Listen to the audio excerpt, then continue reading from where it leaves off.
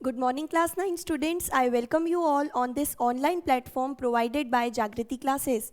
In this video, we'll do muscular tissues, okay? In the last, we have done connective tissues, and then I gave you an introduction about the basic features of muscular tissues. That is, muscular tissues are made up of group of cells, and these group of cells are called muscular fibers or muscle fibers in short. Then we said that in these fibers you have some special kinds of proteins with you which were contractile proteins, and these muscle fibers were required for movement, and I explained you how these muscle fibers are attached with the bone and they help the bone to move, because we discussed earlier that bone alone cannot show any movement. For the movement, muscles are responsible. And which kind of movement? If you say any kind of movement shown by an organism is done with the help of muscles. That is, muscles contract and relax with the bones and make the organism do different activities or do different movements. And then we discussed that we have three kinds of muscular tissue with us. The first one is skeletal, next is smooth muscle, and the third is cardiac. The diagrams are in fact given in your books too, so you can see them there too. So now the first one, we'll be dealing with all these muscular tissues, that is different categories of muscle tissues in detail today. And then we'll be dealing with the nervous tissue, which is the last part of the chapter. So we'll be completing this chapter, chapter 6, tissues today. So this video, as you know, is for class 9th, and we are doing chapter 6, that is tissues.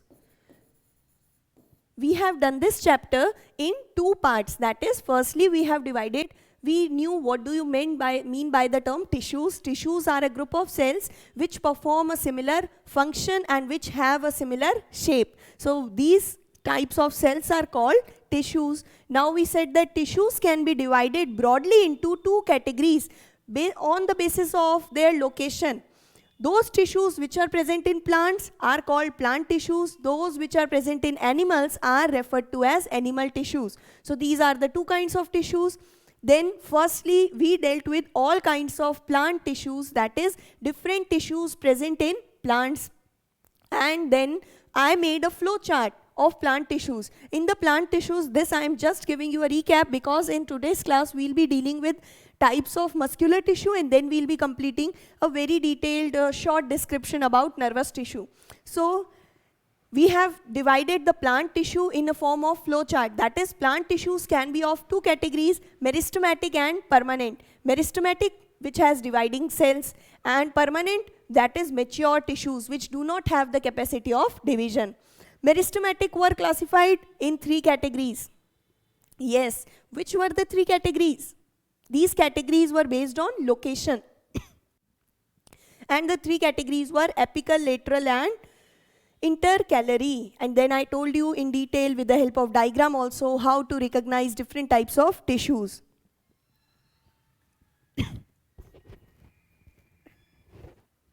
Okay. Then we studied the different tissues which were present, that is permanent tissues which do not have the ability to divide. These permanent tissues were of two kinds, that is simple permanent tissue and complex permanent tissue. In simple permanent tissue you again had what? Parenchyma, collenchyma and sclerenchyma. Remember, I am saying collenchyma and not chlorenchyma, okay? Chlorenchyma and arenchyma are the modifications of parenchyma or parenchymatous tissue. Then we saw complex permanent tissue. Which two different kinds of tissues, can you name them, which were present in complex permanent? Great, they were xylem and phloem, and we discussed xylem is responsible for transport of water and minerals.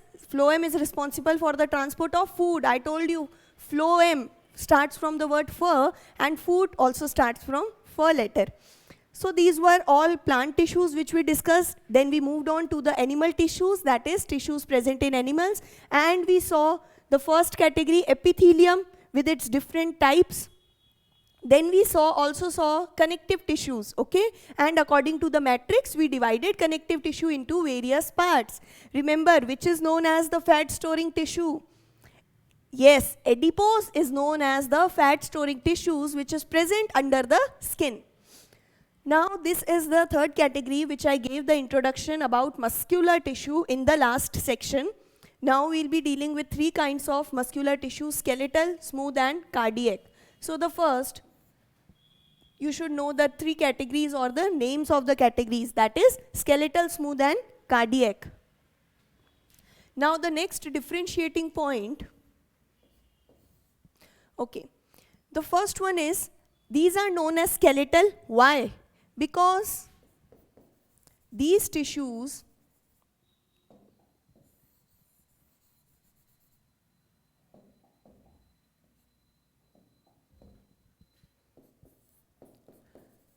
are called skeletal because these are attached with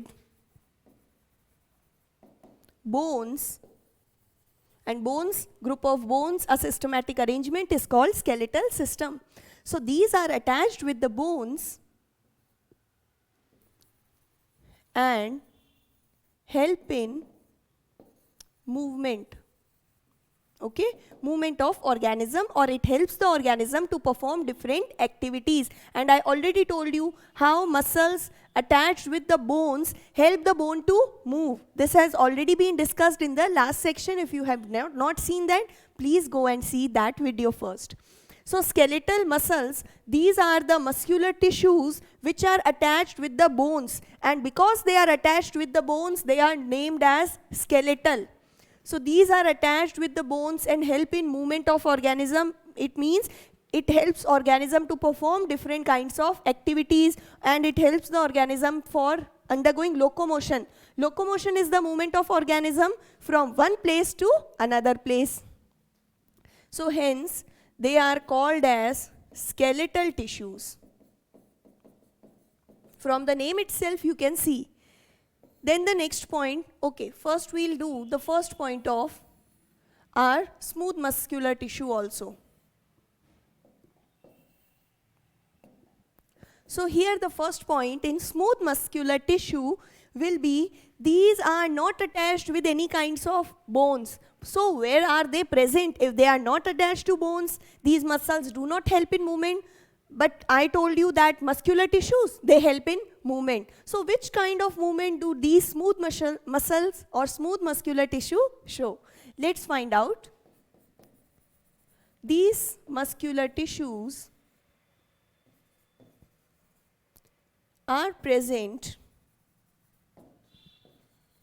in esophagus. Esophagus is your food pipe. And you can see many more other locations, okay? It is, everything is given in your books too. So let's say that these type of muscle tissue are found in esophagus. And you know, esophagus, that is our food pipe. It is completely muscular. It does not have any bones in itself, okay? In the structure of esophagus, or you can say food pipe, no kind of bone is present. So these tissues help the movement of food.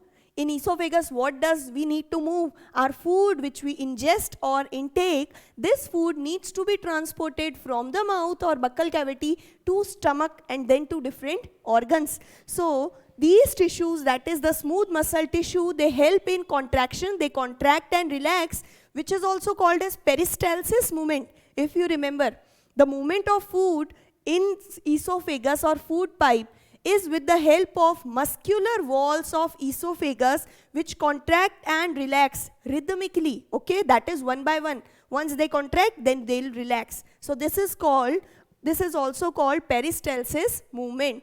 So you can say that these are present in esophagus and they help the esophagus or your food pipe to perform peristalsis movement. And let's see these cardiac muscles. These cardiac muscles, as I told you earlier also, these are present in heart. These are present in heart. So these were the first point of comparison or differentiation between three types of muscular tissue. Now moving on to the next. These tissues, as you can see, these are cylindrical. So their shape is cylindrical. The shape of smooth muscles, you can see, the shape is it is narrow from the corners and widen or thick from the middle portion. So such type of shape is also called spindle shape or saucer shape. The exact term is these muscular tissues are spindle shaped. And cardiac, as you can see, these are again cylindrical. So the shape of cardiac muscle tissues are these muscular tissues are cylindrical in shape.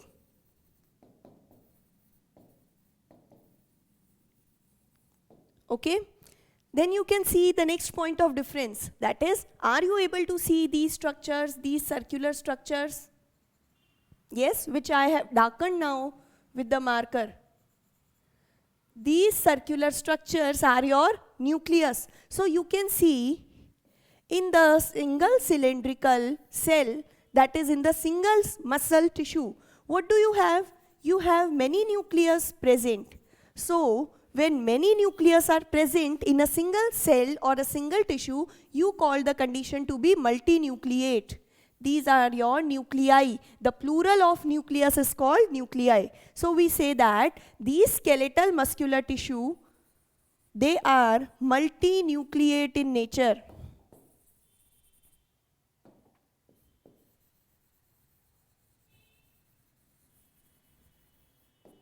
So these are multinucleate. And talking about this, in each cell you just have a single nucleus. So because only one nucleus is present in each cell, see how many cells are depicted?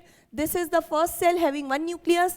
This is your second, third and fourth. So because each cell just has one nucleus, you call this condition to be uninucleate. And hence, smooth muscles are uninucleate in nature. And talking about cardiac, these are also uninucleate. Uninucleate means they have only one nucleus in each cell. Okay? Then coming on to the next structural feature. That is, these tissues do not show any kind of branching. So we call them, because you can say every cylinder is just stacked on one upon the other and no kind of branching is seen. So these are unbranched. Unbranched tissues. These are also unbranched. They do not have any kind of branching or linking. Whereas if you see the cardiac muscle diagram, then you would see that these are the interlinking or branches. So these tissues would be branched. Okay? Now moving on to the next. These tissues are also called, as, okay, let's write this only first then. These are also called as striated. Striated muscular tissues. This term is very important. Why these are called striated? Because whenever these tissues, a section of this tissue is seen in microscope. Under the microscope, if you observe this skeletal muscle tissues, what do you see that? Some regions, okay, I already told you how to prepare a temporary mount. That is, whenever you want to observe something under microscope, we prepare a slide. And we have discussed in the previous video lectures how do you prepare the slide of a given sample. So what you do is, let's suppose this is the tissue which I want to observe. So I take a thin portion from this tissue with the help of knife. Then I would stain it. That is, I would color it with using certain chemicals which are called staining reagents. And then I would see that sample under the microscope. So when this sample of skeletal muscle tissue is observed under the microscope, then you see that certain regions are very darkly stained. That is, they acquire a dark color, and some of the regions, they acquire a very light shade color. Okay, so in turn we say that in this skeletal muscle tissue you observe alternate light and dark bands. That is, these are called as striated because alternate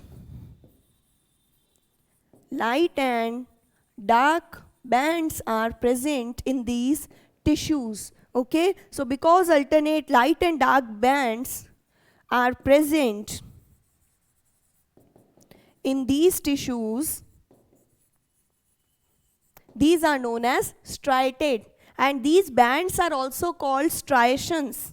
You can call these bands to be striations.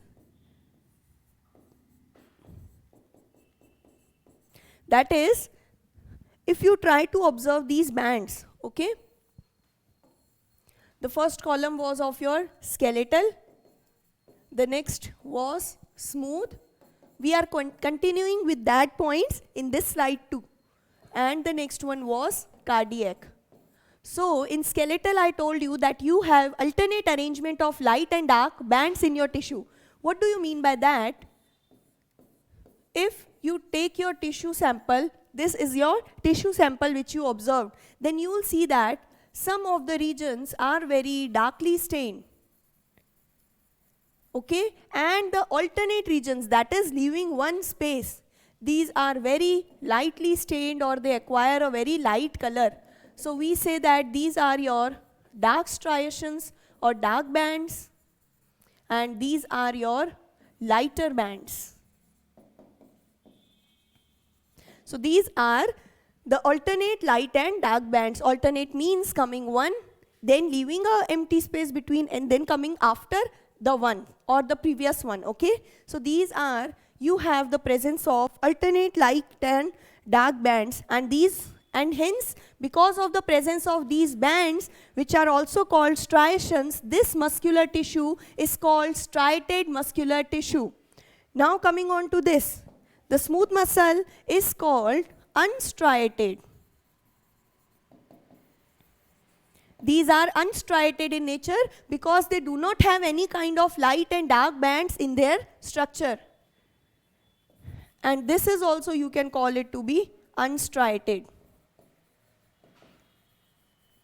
Cardiac muscles do not also have any kind of light and dark bands in their structure, so these are called unstriated. Now, one more point we can include in all these three, that is skeletal muscles. We have written 5 points, then we'll be continuing with the 6th one. The 6th point would be, these muscles are called as voluntary. These are your voluntary muscular tissue or voluntary muscles. What do you mean by this term?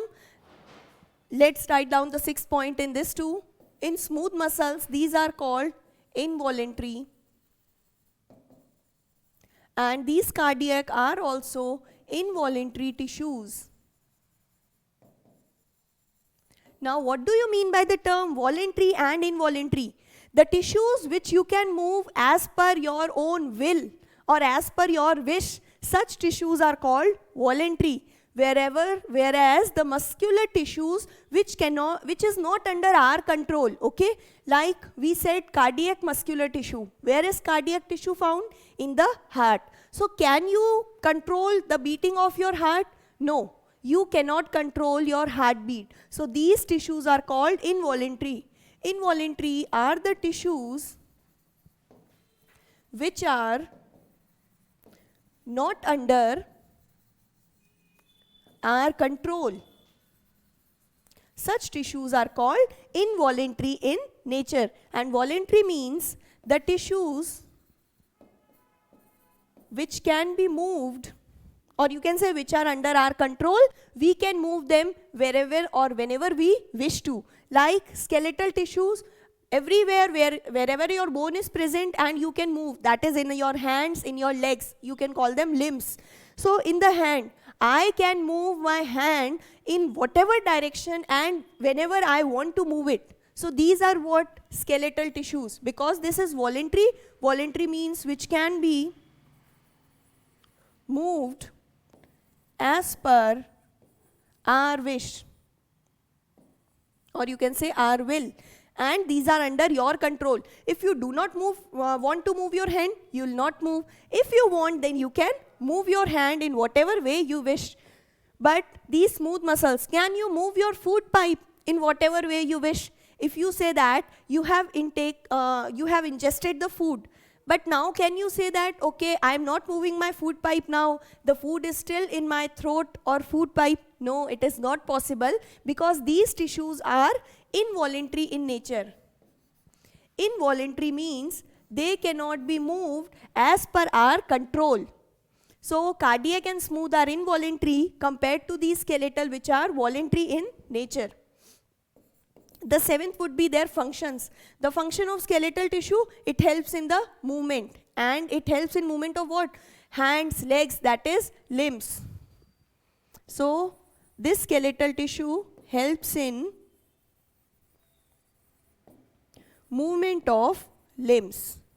And then because it helps in the movement of limbs, it helps an organism to perform different activities, different kinds of movement or locomotion. So you can write this point too. Then coming on to the smooth muscles, these also help in movement, but these are not under our control. So these help in the movement of, like you can say, if these are present in esophagus, they have help in the movement of food. So they help in movement of materials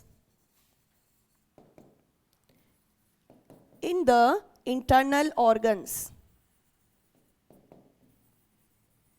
These skeletals show the external type of movement or locomotory movement, while these show movement of materials within your body, okay, like movement of food within the esophagus. So these all show the internal movement compared to the skeletal, which shows external movement. Coming on to cardiac, the function of cardiac tissue, it is present in the walls of heart, and walls of heart are much elastic and muscular. So these help in the contraction and relaxation. Whenever in your higher classes you will study about the heart in detail, then you would know that heart is a muscular organ, and these muscles help the heart to contract and relax, and this contraction relaxation helps the heart to pump the blood. So these tissue, they help the heart to undergo contraction and relaxation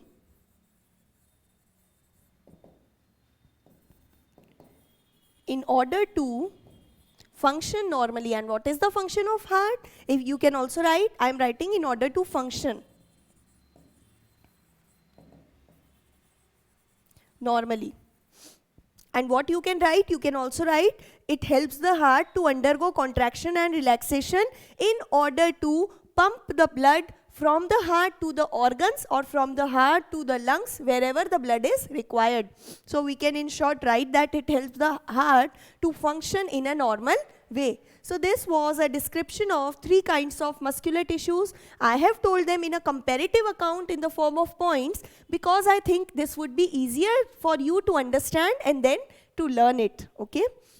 And if you are asked about a single tissue in exams, then what you can do? You can include all these points, and with these points you can include the diagram.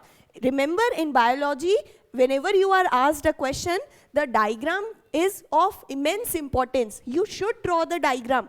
Either if it is a less marks question, then you can make a rough sketch, and it takes no time. That is, to make skeletal tissues like it is given in your books. You can make this type of cylindrical diagram, and then you can see, or you can make striations, alternate light and dark bands. Then you make certain nuclei present. Then this would be a rough sketch of skeletal muscles. But this diagram, if you make the diagram, it ensures that you have understood the concepts and the points which you are writing. So I have given every possible reason for the name, for the terms. That is why it is called skeletal, because it is attached with bones. Then it is cylindrical, you know the shape. Multinucleate, you can write presence of more than one nuclei in a single cell. That is, this is your one cell, and in this single cell you have many nucleus present. So it is called multinucleate. Then it is unbranched. It would be clear from the diagram that everything is just arranged one above the other. And the next would be, it is called striated. Why? Because it has presence of alternate light and dark bands. So if you are asked in exam about any single category, then you can write all the points included in that category. But if you are asked a comparative detailed description, then it would be much easier for you. Now we are moving to the last part of this chapter, that is your nervous tissue.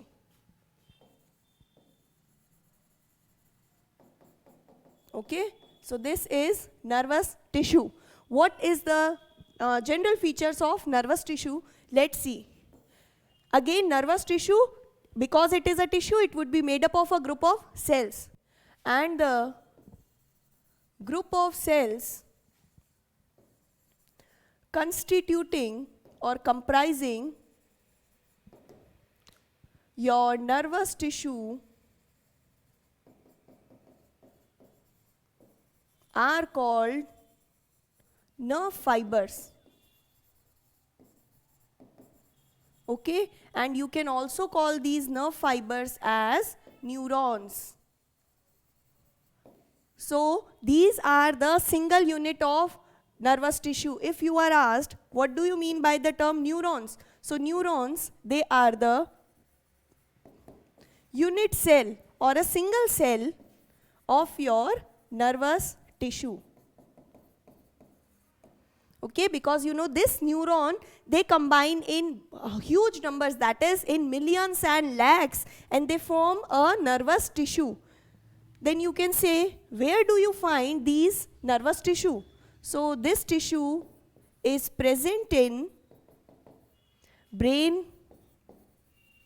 Then you have this tissue, nervous tissue in spinal cord, and these are also present in different nerves. That is, all these things, the brain, spinal cord and nerves, make up your nervous system. So nervous tissue is found in nervous system, which comprises of brain, spinal cord and different nerves.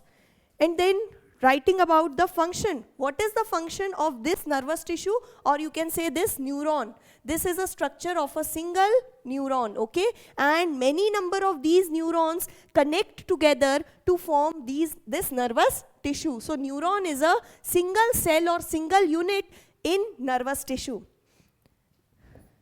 Now first we will deal with the functions. What are the functions? That is, it helps in response towards stimuli.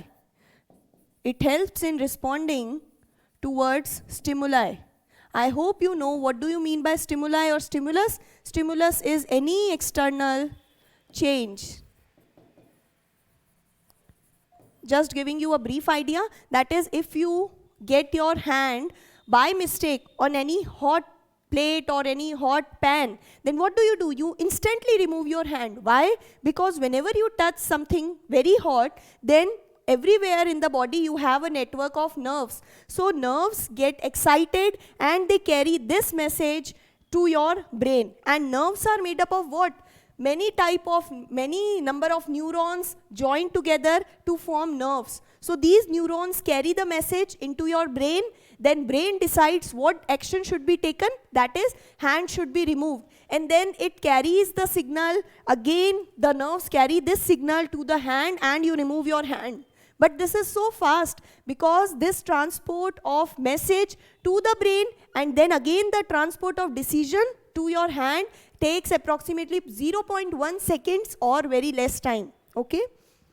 So these help for responding against the stimuli. In this example which we discussed, the stimulus was that hot material or hot pan. And response, the decision, the action which we are taking, we are removing our hand. So this neuron or nervous tissue helps in responding towards stimuli. Then because nerves are also made up of neurons, so these nerves help in transfer of impulses. Impulses, which we call them messages. Okay, these transfer of messages, it is called impulses. So these are the functions. Now the last would be discussing the structure of neuron. So you can see in the diagram very well, that is, structure of neuron can be divided into two kinds. This structure is divided into two kinds. One, the yellow portion, which is called cell body, And the next one is this filamentous structure, which is called axon. Okay, so cell body is what? This is your cell body, the yellow portion in the diagram. So this cell body, it contains what?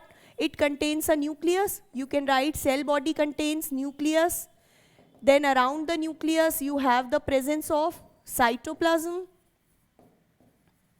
And then at the edges of cell body you have hair-like projections. These hair-like projections are called dendrites. Okay, so this is what the first structure. Nucleus would be the main controlling organ. Cytoplasm would provide fluidity or liquid medium for different reactions. And these dendrites, they help in capturing the impulse or the message. So this is a description of cell body. Then the next filamentous part. This all, if you can observe, this filamentous part is called axon. So axon is your filamentous part. Okay, that is a elongated part. Then what do you have in axon? In axon is just this filamentous part, and on the end of this axon, at its end, it's mean at the end of axon, we have presence of fine thread-like structures or fine hair-like structures which are called axon terminal. Okay, so these hair-like structures, as you can see in the diagram, which appear like the roots of plant, these are known as axon terminal. And from this axon terminal, what you'll have, I said that these nerves, these are made up of millions or lakhs of neurons. So how these nerves are made up of? Let's suppose this is your first neuron. These are the dendrites, nucleus, cytoplasm. Then comes the axon, the cylindrical part, and at the base of axon you have thread-like structures again. Then to this neuron, the head of other neuron, this cell body, you can also call it as the head region. Okay, so this head region of other neuron will join to this. This is your axon terminal, these fiber-like structures. And this is your second neuron.